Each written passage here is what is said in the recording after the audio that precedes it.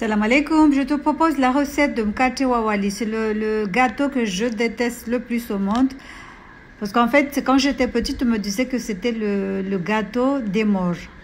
Tu vois, quand quelqu'un meurt, le 40e jour, on faisait ça. Donc, c'est un gâteau que j'aime pas, que j'ai jamais aimé de toute façon. Mais là, vous étiez nombreux à me demander la recette, je vous la passe. En fait, c'est la même recette que le mkata goudou goudou. C'est la même chose, à part que le mkata goudou goudou, on mouline le riz. Et le mkata wali, on met le riz en entier. Donc voilà, les épices, c'est toujours les mêmes. Hein. Cannelle, cardamome, noix de muscade, un tout petit peu de poivre. Après le riz, il faudra bien le laver et le faire tremper. Toute une nuit de préférence. Donc le matin, vous allez faire le caramel.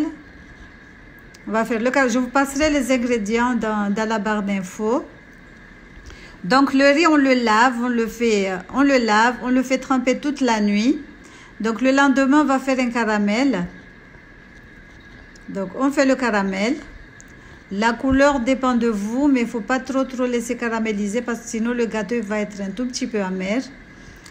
Les épices, on va les mixer. Donc cardamome, cannelle, clou de girofle, un tout petit peu de poivre, de la noix de muscade. Vous allez venir mixer le tout et le passer au tamis. Il faut toujours le passer au tamis parce qu'il reste quand même des petits grains. C'est pas agréable si on mange et qu'on croque un petit grain. Il faut bien mouliner.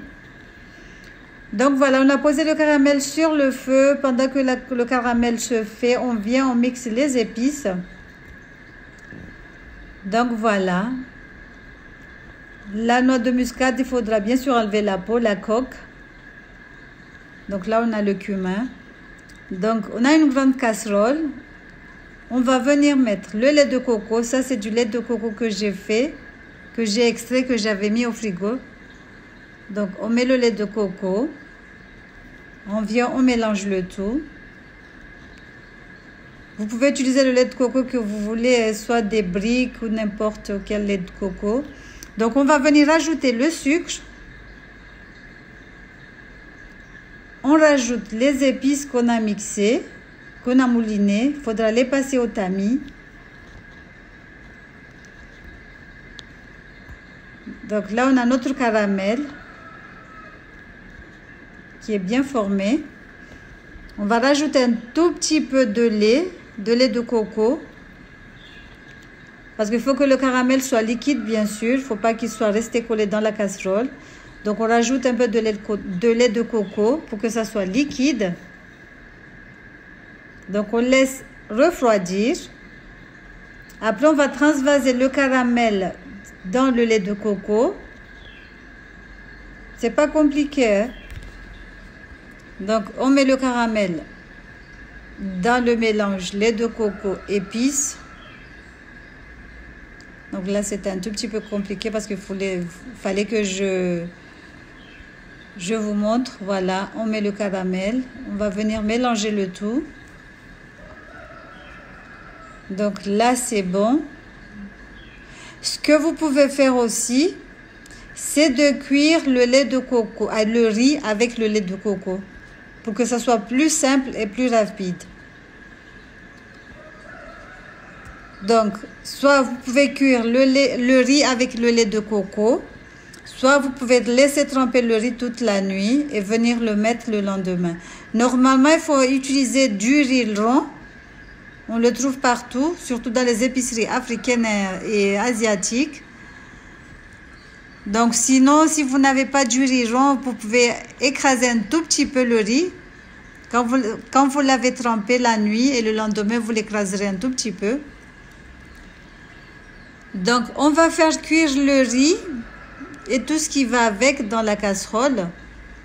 On va laisser réduire complètement le lait de coco. On va laisser le riz absorber tout le lait de coco. C'est très important. Donc là, ça commence à s'épaissir. Là, le mkate commence à se former. Donc, on va mélanger encore quelques minutes. Après, dans une casserole, vous allez venir mettre un tout petit peu de ghee. Moi, j'exagère un tout petit peu.